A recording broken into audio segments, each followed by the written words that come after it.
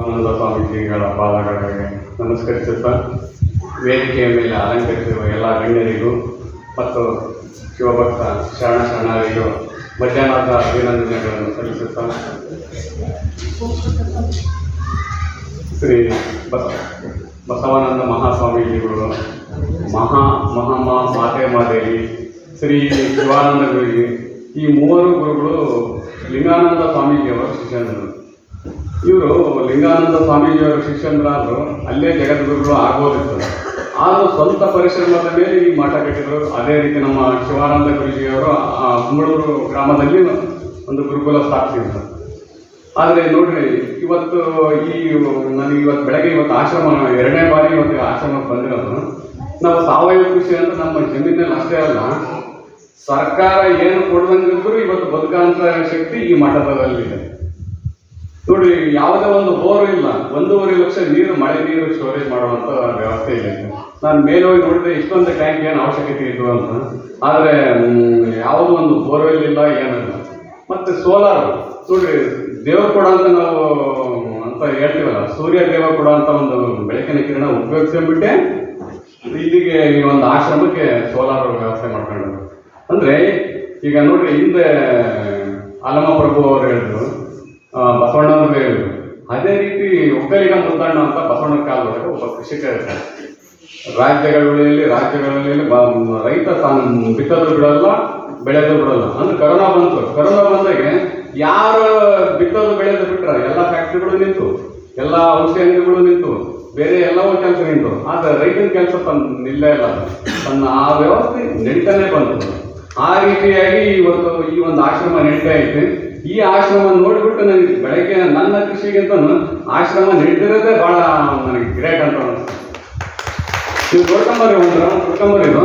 ಆಮೇಲೆ ಈ ಒಂದು ಆಶ್ರಮಕ್ಕೆ ಇದುವರೆಗೂ ಹೊರಗಡೆಯಿಂದ ಏನು ತಂದಕ್ಕಿಲ್ಲ. ಯಾವುದು ತೆಂಗಿನ ಮರ ಇರ್ಬೋದು, ಮಾವಿನ ಗಿಡಗಳು ಇರ್ಬೋದು, ಎಲ್ಲದೂ ಇರ್ಬೋದು. ಇವತ್ತು ನಾವು ಏನಾಗಿದ್ದೀವಿ, ಪ್ರತಿಯೊಂದು ಕಂಪ್ನಿ ಗೊಬ್ಬರ ಕೊಟ್ಟರೆ ಮಾತ್ರ ಬದುಕ್ತೀವಿ, ಪ್ರತಿಯೊಂದು ಕಂಪ್ನಿ ಔಷಧಿ ಕೊಟ್ಟರೆ ಮಾತ್ರ ಬದುಕ್ತೀವಿ. ಆ ಕಂಪ್ನಿಗಳು ಬೀಜ ಕೊಡಲಿಲ್ಲ, ಗೊಬ್ಬರ ಕೊಡಲಿಲ್ಲ ಅಂದ್ರೆ ನಮ್ಮದು ಮಳೆ ಬಂತು, ಕ್ಯಾನಲ್ ನೀರು ಬಂತು ಅಂದ್ರೆ ವ್ಯವಸಾಯ ನಿಲ್ಲಿಸ್ಬಿಡ್ತೀವಿ. ಹೌದಾ ಅಲ್ಲ? ಇವತ್ತು ನಾವು ಸ್ವತಂತ್ರ ಬಂದತಿ ಅಂತ ನಾವು ಹೇಳ್ತೀವಿ ಅಷ್ಟೇ. ಅದು ಸ್ವಾತಂತ್ರ್ಯ ಇನ್ನೂ ನಮ್ಗೆ ಬಂದಿಲ್ಲ ಅಂತ ಅನ್ಸುತ್ತೆ, ಇನ್ನು ಕೆಲವೊಂದು ರೀತಿ ಒಳಗೆ. ಈಗ ಅದೇ ನೋಡ್ರಿ, ಈಗ ನನ್ನ ಕೃಷಿ ಆದರೂ ಅಷ್ಟೇ, ಕಳೆದ 20 ವರ್ಷಗಳಿಂದ ಸಾವಯವ ಕೃಷಿ ಮತ್ತೆ ನಶಿಸಿ ಹೋಗಿರೋ ಭಾರತೀಯ ಭತ್ತದ ತಳಿಗಳು ಬೆಳಿತೀವಿ. ಈಗ ನಾವು ರಾಸಾಯನಿಕ ಕೃಷಿ ಹೋಗ್ಲಪ್ಪ ಅಂದ್ರೆ ನಾವು ಆವಾಗಲೇ ಗೊಬ್ಬರ ತಗೊಂಬಂದು, ಆವಾಗಲೇ ಬೀಜ ತಗೊಂಬಂದು ನಾವು ವ್ಯವಸಾಯ ಮಾಡಿಬಿಡ್ಬೋದು, ಏನು ಇದಿಲ್ಲ. ಅಂದ್ರೆ ನಮಗೆ ಹೆಂಗೆ ಹಸುವಾದ ಅಂದ್ರೆ ಹೋಟ್ಲಿಗೆ ಹೋಗಿ ಊಟ ಮಾಡ್ತೀವಿ. ಈಗ ಅದೇ ನಾವು ಮನೆ ರೆಡಿ ಮಾಡ್ಬೇಕಂದ್ರೆ ಅದಕ್ಕೆ ಆದಂಥ ದಾಸ್ತಾನುಗಳು ರೆಡಿ ಇಟ್ಕೋಬೇಕು. ಕಾಳುಗಳು, ಅಕ್ಕಿ, ಬೇಳೆ, ಜೋಳ ಎಲ್ಲವೂ ನಾವು ದಾಸ್ತಾನುಗಳು ರೆಡಿ ಇಟ್ಕೊಂಡಿರ್ಬೇಕು. ಮನೆ ತರಕಾರಿ ಎಲ್ಲ ಇರ್ತೀವಿ. ಅದೇ ರೀತಿ ನಾವು ಆ ಸಾವಯವ ಕೃಷಿಗೆ ಅಂದ್ರೆ ಈಗ ನಾವು ಮುಂದಿನ ಬೆಳೆ ಮಾಡ್ತೀವಿ ಅಂದ್ರೆ ಈ ಬೆಳೆನೇ ರೆಡಿಯಾಗಿರ್ಬೇಕಾದ್ರೆ ಕೊಟ್ಟಿಗೆ ಗೊಬ್ಬರ ಮುಂಚೆನೇ ಕಡ್ತಿರ್ಬೇಕು, ಕುರಿನೂ ಮುಂಚೆನೇ ನಿಲ್ಕೊಂಡಿರ್ಬೇಕು. ಅದೇ ರೀತಿಯಾಗಿ ಹಸಿರೆಲೆ ಗೊಬ್ಬರಗಳು ಅವನು ಆಗಲಿ ನಾವು ಮುಂಚೆಗೆ ರೆಡಿ ಮಾಡ್ಕೊಂಡು ಅದು 1 ವರ್ಷ 2 ವರ್ಷಕ್ಕೆಲ್ಲ ನಾವು ಸೀಮಿತ ಮಾಡೋಕ್ಕಾಗಲ್ಲ. ಒಂದು 3 ವರ್ಷ 4 ವರ್ಷ ನಾವು ಬೇಕೇ ಆ ಭೂಮಿಯ ಬಿತ್ತನೆ ಬೆಳೆ ಅಂತ ಜಮೀನು ಹಾಕಿ ಬಿತ್ತನೆ ಮಾಡೋಕ್ಕೆ ರೆಡಿ ಆಗುತ್ತೆ. ಆ ಒಂದು ವ್ಯವಸ್ಥೆ ಇವತ್ತು ನಮ್ಮ ಜಮೀನುಗಳಲ್ಲಿ ಕಾಣ್ತಾ ಇದ್ದೀವಿ. ಇವತ್ತು ನಮ್ಮದು ಜಮೀನು ಯಾವ ಮಟ್ಟಕ್ಕಿತ್ತು ಅಂದರೆ, ನಮ್ಮ ಅನುಬ್ರೆಡ್ಡಿ ಸರ್ ಬಂದಿದ್ದಾರೆ, ನಮ್ಮ ಸ್ನೇಹಿತರು ನಂದೀಶ್ ಅವರು ಸುಮಾರು ವರ್ಷಗಳಿಂದ ಒಂದು ಸಂಪರ್ಕದಲ್ಲಿದ್ದರು. ಅನುಬ್ರೆಡ್ಡಿ ಸರ್ ಅವರು ಒಂದು 2-3 ಸತಿ ಬಂದಿದ್ದಾರೆ. ಸುಣುಗುರ್ಲಿ ಜಮೀನು ಅಂದ್ರೆ ನಮ್ಮ ರೈತರುಗಳಿಗೆಲ್ಲ ಗೊತ್ತು, ಅಲ್ಲಿ ಏನು ಬೆಳೆದೇ ಇಲ್ಲ, ಬಿತ್ತಿದ್ರೆ ಬೆಳೆಯಲ್ಲ ಅಂತ ಜಮೀನು. ಜನ ಬಿಟ್ಟದ್ದು ಬಿಟ್ಟು ಬಿಡ್ತಾರೆ, ಇದು ಮಾಡ್ತಾರೆ, ಎಷ್ಟು ಕಸು ಮಾಡಿದ್ರೆ. ಇವತ್ತು ಅಂಥ ಜಮೀನು ಬಿತ್ತಿದ್ರೆ ಬೆಳೆ ಅಂತ ಜಮೀನು ಕನ್ವರ್ಟ್ ಆಗೈತಿ. ಇವತ್ತು ನೋಡಿ, ಉತ್ತರ ಭಾರತದ ಒಂದು ಪಶ್ಚಿಮ ಯಾವುದಪ್ಪ ಅಂದರೆ ಪಂಜಾಬ್, ಹರಿಯಾಣ, ಆಮೇಲೆ ಪಾಕಿಸ್ತಾನಕ್ಕೆ ಹೋದಂಥ ಜಮೀನುಗಳು ದಕ್ಷಿಣ ಭಾರತದವರು ಉತ್ತರ ಭಾರತದವರು ನಾವು ಡಿವೈಡ್ ಆಗ್ತಲ್ಲ. ಅವಾಗ ಒಳ್ಳೊಳ್ಳೆ ಜಾಗಗಳೆಲ್ಲ ನಾವು ಪಾಕಿಸ್ತಾನಕ್ಕೆ ಹೋದು, ಉತ್ತರ ಭಾರತಕ್ಕೆ ಹೋದು, ಸುಮಾರು ಜಮೀನುಗಳು ಮಾತ್ರ ದಕ್ಷಿಣಕ್ಕೆ ಬಂತು ಅಂತ ಬುದ್ಧಿಜೀವಿಗಳು ಅವಾಗಲೇ ಚರ್ಚೆ ಮಾಡಿದ್ರು. ಆದರೆ ಇವತ್ತು ದಕ್ಷಿಣ ಭಾರತದ ಜಮೀನುಗಳು ಆಕ್ಚುಲಿ ಸುಮಾರು ಇರುತ್ತೆ, ಒಂದೇ ಲೆವೆಲ್ ಇಲ್ಲ. ನಾವಾಗಿ ಕಸು ಮಾಡಬೇಕು, ನಾವಾಗಿ ಬೆಳಿಬೇಕು. ಅವ್ರು ಬೆಳೆದಷ್ಟು ಇಳುವರಿ ನಮಗೆ ಬರೋಲ್ಲ ಅನ್ನೋದು ಮುಂಚೆ ಅವರು ಸ್ವತಂತ್ರ ಬರೋಕ್ಕಿಂತ ಮತ್ತೆ ಇದಕ್ಕಿಂತ ಅವಾಗಲೇ ಇರುತ್ತೆ. ಆದರೂ ಇವತ್ತು ಅಂಥ ಜಮೀನು ಇವತ್ತು ನಮ್ಮ ಕುಟುಂಬದಲ್ಲಿ ಜಮೀನು ಅಂಥದ್ದು ಬಿತ್ತಿದ್ರೆ ಬೆಳೆ ಅಂತ ಜಮೀನು ಅಂದ್ರೆ ನಾವು ಇವತ್ತು ನೋಡಿ, ಇವತ್ತು ಎಷ್ಟು ತಾಕತ್ತು ಮಾಡಿದ್ರು ನಾವು ಸಾವಯವ ಕೃಷಿಗೆ ಸಾಲದು. ಅದೇ ನಾವು ಹೈಬ್ರಿಡ್ ಬೀಜಗಳಿಗೆ ಆಗಲೇ ನಾವು ಮೇಡಮ್ ಹೇಳ್ತಾ ಇದ್ದಾರೆ, ರಾಮಣ್ಣ ಹೇಳ್ತಾ ಇದ್ದಾರೆ, ಈ ಹೈಬ್ರಿಡ್ ಬೀಜಗಳಿಗೆ ಮತ್ತೆ ಇವೇನು ರಾಸಾಯನಿಕ ಗೊಬ್ಬರ ಔಷಧಿ ಬೇಕೇ ಬೇಕು. ಅದೇ ದೇಶಿ ತಳಿಗಳಿಗೆ ನಾವು ಕೊಡೋಂಥ ಸಗಣಿ ಗೊಬ್ಬರ, ಜೀವಾಮೃತ ಇರ್ಬೋದು, ಹಸಿರೆಲೆ ಗೊಬ್ಬರಗಳು ಇರ್ಬೋದು, ಗೋಕೃಪಾಮೃತ ಇರ್ಬೋದು, ಅಷ್ಟೇ ಸಾಕಾಗುತ್ತೆ. ಆಮೇಲೆ ರೋಗ ನಿರೋಧಕ ಶಕ್ತಿ ಅಂದ್ರೆ ನಾವು ದೇಶಿ ತಳಿಗಳು ಉಪಯೋಗಿಸಿದ್ರೆ ಮಾತ್ರ ನಮಗೆ ಸಾಕಾಗ. ನೋಡ್ರಿ, ಕರೋನಾ ಬರೋಕ್ಕಿಂತ ಮುಂಚೆ ಕರೋನಾ ಬಂದಾದ್ಮೇಲೆ ಉತ್ತರ ಕರ್ನಾಟಕದಕ್ಕಿಂತ ದಕ್ಷಿಣ ಕರ್ನಾಟಕಕ್ಕೆ ಹಾವಳಿ ಜಾಸ್ತಿ ಐತೆ. ನೀವು ನೋಡ್ರಿ, ಬೆಂಗಳೂರು ಇರ್ಬೋದು, ಮೈಸೂರು ಇರ್ಬೋದು, ದಕ್ಷಿಣ ಕರ್ನಾಟಕದಲ್ಲೇ ಸಾವುಗಳ ಪ್ರಮಾಣ ಹೆಚ್ಚಿಗೆ ಐತೆ. ಅದೇ ಉತ್ತರ ಕರ್ನಾಟಕದಲ್ಲಿ ಕಡಿಮೆ ಆಯ್ತು. ಯಾಕೆ ಕಡಿಮೆ ಆಯ್ತು ಹೇಳ್ರಿ? ಒಂದು, ರೊಟ್ಟಿ ಊಟ ಮಾಡುವ ಮಂದಿ ಜಾಸ್ತಿ, ಇನ್ನೊಂದು ಕಾಳುಗಳ ಬಳಕೆ ಮಾಡ್ತಿರೋರು ಜಾಸ್ತಿ. ಅದೇ ದಕ್ಷಿಣ ಕರ್ನಾಟಕದಲ್ಲಿ ನೋಡ್ರಿ, ಅನ್ನ ಮುದ್ದೆ ಅವ್ರಲ್ಲ. ಆಮೇಲೆ ಈಗ ಇನ್ನೂ ಒಂದು ಟ್ರೆಂಡ್ ಹೋಗ್ತಾ ಇತ್ತು, ಎಲ್ಲರೂ ಸಿರಿಧಾನ್ಯನೇ ತಿನ್ರಿ ಅಂತ. ಆದ್ರೆ ನಾವು ಭೌಗೋಳಿಕ ವಲಯದ ಆಧಾರದ ಮೇಲೆ ಆ ಭಾಗದಲ್ಲಿ ಏನೇನು ಬೆಳೀತಾ ಇದ್ರು, ಏನೇನು ಊಟ ಮಾಡ್ತಿದ್ರು ಅದಕ್ಕೆ ಪ್ರಾಧಾನ್ಯ ಕೊಡ್ರಿ. ಅಲ್ಲಿ ಏನೇನು ವಿನಾಶದ ಹಂಚಿಗೆ ಹೋಗಿಲ್ಲ ಅಂದ್ರೆ ಅಲ್ಲಿ ಈಗ ನಾವು ಮಲೆನಾಡು ಮತ್ತೆ ಕರಾವಳಿ ಜನ ಏನಪ್ಪ ಅಂದ್ರೆ ಅಕ್ಕಿನೇ ಊಟ ಮಾಡ್ತಿದ್ರು. ಈಗಿನ ಡಾಕ್ಟರ್ಗಳು ಏನ್ ಹೇಳ್ತಾರೆ, ಅಕ್ಕಿನೇ ಊಟ ಮಾಡಬೇಡ್ರಿ ಅಂತ ಹೇಳ್ತಾರೆ. ಆದ್ರೆ ಅಲ್ಲಿ ಒಂದು ದೇಶಿ ತಳಿಗಳು, ಅಲ್ಲಿ ಸಾವಯವ ಕೃಷಿಯಲ್ಲಿ ಬೆಳೆದಂತ ನಮ್ಮ ನಾಟಿ ತಳಿ ಅಕ್ಕಿಗಳೇ ಮತ್ತೆ ಅವನ್ನೇ ಊಟ ಮಾಡ್ತಾರೆ. ಮತ್ತೆ ಅವ್ರಿಗೆ ಶುಗರು, BP ಇವೆಲ್ಲ ಬಂದಿಲ್ಲ. ಉತ್ತರ ಕರ್ನಾಟಕ ನಾವು ಅದೇ ಕರೋನಾ ಬಂದ ನಾನು ಹೇಳಿದ್ನಲ್ಲ, ಉತ್ತರ ಕರ್ನಾಟಕದ ಮಂದಿಗೆ ಬಹಳ ಕಡಿಮೆ ಪರ್ಸೆಂಟೇಜ್ ಬಂತು. ಅದೇ ದಕ್ಷಿಣ ಕರ್ನಾಟಕದಲ್ಲಿ ರೈಸ್ ಮತ್ತೆ ಮುದ್ದಿ ಅಂತ ನಾವು ಹೇಳ್ತೀವಿ, ಅದು ಅಷ್ಟೇ.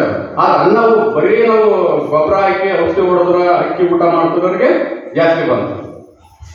ಈ ರೀತಿ ನಾವು ವ್ಯತ್ಯಾಸ ನೋಡಿದಾಗ ನಮ್ಮ ಆ ಭಾಗದಲ್ಲಿ ಏನ್ ಬೆಳೀತಾ ಇದ್ವಿ ಅದು ಮಾತ್ರ ನಾವು ಊಟ ಮಾಡಕ್ಕೆ ಆದ್ಯತೆ ಕೊಡಬೇಕು. ಮತ್ತೆ ಅದಕ್ಕೆ ನಾವು ಸಾಕಷ್ಟು ಇದು. ಅದೇ ಈಗ ಒಂದು 2-3 ಮೀಟಿಂಗ್ಗಳು ನಮ್ಮ ಧಾರವಾಡ ಕೃಷಿ ಯೂನಿವರ್ಸಿಟಿಯಲ್ಲಿ ಇರೋದು ಲ್ಯಾಂಡ್ ರೇಸ್ ಬಗ್ಗೆ. ಅಂದ್ರೆ ಒಂದಷ್ಟು ವೆರೈಟಿಗಳು ಜೈ ಮಾಡಬೇಕು ಅಂತ. ಈಗ ನಂಜನಗೂಡಿ ರಸಬಾಳೆ ಇದಾಯ್ತು, ಅದೇ ನಮ್ಮ ಬಿಜಾಪುರ ಜೋಳ ಆಯ್ತು, ಸುಮಾರು ವೆರೈಟಿಗಳು ಇಲ್ಲಿ ನಾನು ಆ ಸಭೆಗೆ ನಾನು ಬಂದಿದ್ದೆ. ಅಶೋಕ್ ದಳವಾಯಿ ಸರ್ ಬಂದ್ರು, ನಮ್ಮ BC ಸರ್ ಇದ್ರು, ಆಮೇಲೆ ಎಲ್ಲ ಯೂನಿವರ್ಸಿಟಿ BC ಸರ್ ಮತ್ತೆ ಅನ್ರೆಡ್ಡಿ ಸರ್ ಇದ್ರು. ಈಗ ಮೈಸೂರು ಮಲ್ಲಿಗೆ ಅಂತ ಕೇಳಿದ್ರೆ, ಆಮೇಲೆ ಮೈಸೂರು ಸಣ್ಣ, ಈ ಸುಮಾರು ವೆರೈಟಿಗಳು ಇದೆ. ಅಂದ್ರೆ ಯಾವ ಭಾಗದಲ್ಲಿ ಏನ್ ಬೆಳೀತಿರ್ತಾರಲ್ಲ ಆ ಭತ್ತಗಳು, ಆ ಒಂದು ಸಿರಿಧಾನ್ಯಗಳು ಇರ್ಬೋದು, ಜೋಳ ಇರ್ಬೋದು, ಯಾವನ್ನ ನಾವು ಪ್ರಾತಿನಿಧ್ಯ ಕೊಟ್ಬಿಟ್ಟು ಇದು ಮಾಡಕ್ಕೆ ಅವಕಾಶ ಇದೆ. ಈಗ ಮತ್ತೆ ರಾಜ್ಯ ಸರ್ಕಾರ ಇರ್ಬೋದು, ಕೇಂದ್ರ ಸರ್ಕಾರ ಇರ್ಬೋದು, ಲ್ಯಾಂಡ್ ರೇಸ್ ಇದು ಮಾಡಿಬಿಟ್ಟು ನಮ್ಮ ಒಂದು ಹಿತ್ಲು ಗಿಡ ಮತದಾನ ಅಂತ ನಾವು ಹೇಳಿದ್ರಲ್ಲ, ನಮ್ಮ ಭಾಗದಲ್ಲಿ ಬೆಳೆದಂತ ಆಹಾರ ವಸ್ತುಗಳಿಗೆ ಬೇಡಿಕೆ ತುಂಬಾ ಬಂದಿದೆ. ಇವತ್ತು ನಮ್ದು ನೋಡ್ರಿ, ಒಂದು 300 ತಳಿ ಭತ್ತ ತಳಿಗಳು ಕನ್ಸರ್ವ್ ಮಾಡಿದ್ದಾರೆ. 300 ತಳಿ ಕನ್ಸರ್ವ್ ಮಾಡಿದ್ರೆ ಅಷ್ಟು ನಾನು ಬೆಳೀತಿದ್ದೀನಿ ಅಂತಲ್ಲ, ಒಂದು 10-15 ತಳಿ ಅಕ್ಕಿ ತಳಿಗಳು ಬೆಳೀತದಲ್ಲಿ ಕಳೆದ 20 ವರ್ಷದಿಂದ ನಮ್ಮ ಜಮೀನಲ್ಲಿ ಬೆಳೆದು ನಾವೇ ಮಾರಾಟ ಮಾಡ್ತಿದ್ದೀವಿ. ಬೇರೆಯವರೆಲ್ಲ 45 ಚೀಲ 50 ಚೀಲ ತನಕಲು RNR ತಳಿಗಳು, ಸೋನಾಮಸೂರಿ ತಳಿಗಳು, 64 ಭತ್ತಗಳು ಇವೆಲ್ಲ ಬೆಳೀತದೆ. ನಮ್ಮಲ್ಲ 20, 22, 23 ಚೀಲ ತನಕ ಬೆಳೀತಾ ಇದ್ದೀವಿ.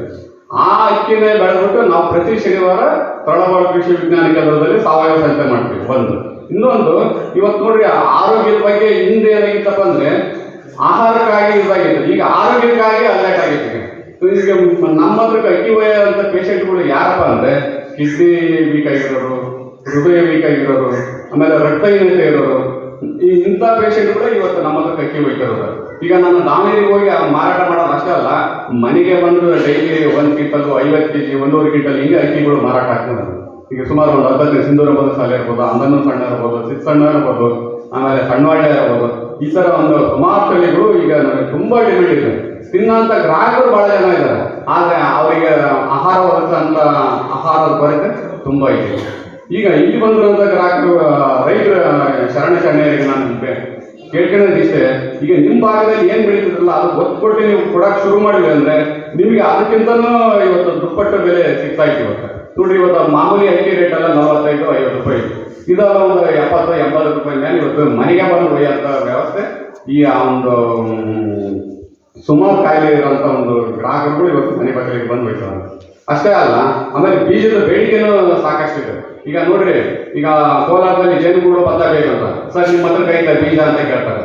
ಅವ್ರಿಗೆ ಅದೇ ನಾವು ಕಂಪ್ನಿ ಬೀಜಗಳನ್ನು ನೋಡಿದಾಗ 45 ರೂಪಾಯಿ ರೇಟ್ ಸಿಗ್ತೈತಿ. ಇಲ್ಲಿ 50 ರೂಪಾಯಿ ಕೆಜಿ, 60 ರೂಪಾಯಿ ಕೆಜಿ ನಾವು ಬೀಜನೂ ಮಾರಾಟ ಮಾಡ್ಬೋದು, ನಾವು ಒಂದು ಸರಿಯಾಗಿ ಸೀಡ್ ಪ್ರೊಡಕ್ಷನ್ ಮಾಡಿದ. ಅಷ್ಟೇ ಅಲ್ಲ, ಮತ್ತೆ ಹಸಿರೆಲೆ ಗೊಬ್ಬರ ಬೀಜಗಳು ಅಂತ ನಾವು ಹೇಳ್ತೀವಿ, ವ್ಯಾಲೆಟ್ ಬೀನ್ಸು, ಸಣ್ಣಪು, ಡಯಾಂಚ. ಇವಾಗೆಲ್ಲ ಏನಪ್ಪ ಅಂದ್ರೆ ಹಸಿರೆಲೆ ಗೊಬ್ಬರದ ಬೀಜಗಳಿಗೆ ತುಂಬಾ ಬೇಡಿಕೆ ಆಗಿದೆ. ನಮ್ಮ ಭಾಗದಲ್ಲಂತೂ ಡೈಲಿ 1 ಟನ್ ಒಂದು ನಿಟ್ಟೂರಲ್ಲಿ FPOದಲ್ಲಿ ಮಾರಾಟ ಮಾಡ್ತಾರೆ. ಸಣ್ಣಪು, ಡಯಾಂಚ, ವ್ಯಾಲೆಟ್ ಬೀನ್ಸು, ಫಿಲ್ಲೆಪೆಸರು.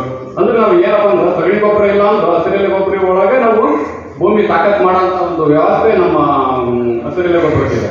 ಹಾಗೆ ನಮ್ಮ ದೇಶಿ ತಳಿಗಳು ಆದ್ರೂ ಅಷ್ಟೇ ಈ ಇರೋ ಒಂದು ಗುಣಗಳನ್ನ ಹೊಂದ್ಕೊಂಡು ಬೆಳೆಯಂತ ತಾಕತ್ತಿರೋದು ನಮ್ಮ ದೇಶಿ ತಳಿಗಳು. ಹಾಗಾಗಿ ಈ ಭಾಗದ ಒಂದು ನಮ್ಮ ನೀವು ಯಾಕಂದ್ರೆ ಗುರುಗಳು ಬಂದಿದ್ದಾರೆ, ನಮ್ಮ ಅನುರೆಡ್ಡಿ ಸರ್ ಬಂದಿದ್ದಾರೆ, ನಮ್ಮ ನಂದೀಶ್ವರ್ ಬಂದಿದ್ದಾರೆ, ನಮ್ಮ ಜಮೀನುಗಳು ಮತ್ತೆ ನಮ್ಮ ಇದಕ್ಕೆಲ್ಲ ನೀವು ಆ ಕಡೆ ಭಾಗದ ಏನಾರ ಬಂದ್ರೆ ಅಂದ್ರೆ ನಮ್ಮ ಜಮೀನು ನೋಡ್ಬೋದು. ಮತ್ತೆ ಅಷ್ಟೇ ಅಲ್ಲ, ನಾವು 2 ವೆರೈಟಿಗಳು ಡೆವಲಪ್ ಮಾಡಿದ್ದೇವೆ. ಒಂದು ಅಂದನು ಸಣ್ಣ ಮತ್ತೆ ಸುಂದರ ಮಧುಸಾಲೆ ಅಂತ, ಅದು ಒಂದು ಕೇಂದ್ರ ಸರ್ಕಾರದಿಂದ ಪ್ರಶಸ್ತಿನೇ ಬಂತು PPFR ಆಗಿ. ಅಷ್ಟೇ ಅಲ್ಲ, 2 ವೆರೈಟಿಗಳು ರಿಜಿಸ್ಟ್ರೇಷನ್ ಆಯ್ತು ಈ ಒಂದು PPFR ಒಳಗೆ. ಪ್ಲಾಂಟಿನಮ್ ಸೇವಿಯರ್ ಅವಾರ್ಡ್ ಬಂತು. ಮತ್ತೆ ಈಗ ನಿಮ್ಮ ಭಾಗದಲ್ಲಿ ಯಾವುದಾದ್ರೂ ಒಂದು ತಳಿಗಳು ಇದ್ದು ಅಂದ್ರೆ ನಮ್ಮ ಈ ಕಡೆ ಕುಲಪತಿಗಳು ಸರ್ ಕಾಣ್ಬೋದು. ಅದಕ್ಕೆ ಆದಂತ ಒಂದು ಪ್ರಾಥಮಿಕ ಅವಕಾಶ ಈಗ ಒದಗಿ ಬಂದಿದೆ. ಮತ್ತೆ ಈಗ ನಾವು ಹೆಂಗ್ ಮುಂದೆ ಹೋಗೋಕ್ಕೆ ಎಷ್ಟು ಡಿಮ್ಯಾಂಡ್ ಇದೆ, ಹಿಂದೆ ಹೋಗ್ತಿರೋದು ಅದ್ರ 100% ಡಿಮ್ಯಾಂಡ್ ಐತೆ. ಹಾಗಾಗಿ ಈಗ ನಮಗೆ ಇತ್ಲಿಗಿಡದಾಗೆ ಇರ್ಬೋದು, ಸುಂಕುದ ಜಾವಳಿ ಇರ್ಬೋದು, ಬುಡ್ಡಿ ಇರ್ಬೋದು, ಆಡಗಳಿರ್ಬೋದು, ಇಂಥವೆಲ್ಲ ಅವಕಾಶ ಭಾಳ ಐತೆ. ಈಗ ನಮ್ಮ ರೈತ ಮಹನೀಯರು ಉಪಯೋಗಿಸಬೇಕಂತ ಹೇಳ್ಬಿಟ್ಟು ನನ್ನ ಮಾತುಗಳನ್ನು ಮುಗಿಸ್ತೀನಿ. ಮತ್ತೆ ಇದು ಮಾತನಾಡಲು ಅವಕಾಶ ಮಾಡಿರ್ತಕ್ಕಂಥ ಗುರುಗಳಿಗೆ ಮಧ್ಯಾಹ್ನದ ಅಭಿನಂದನೆಗಳನ್ನು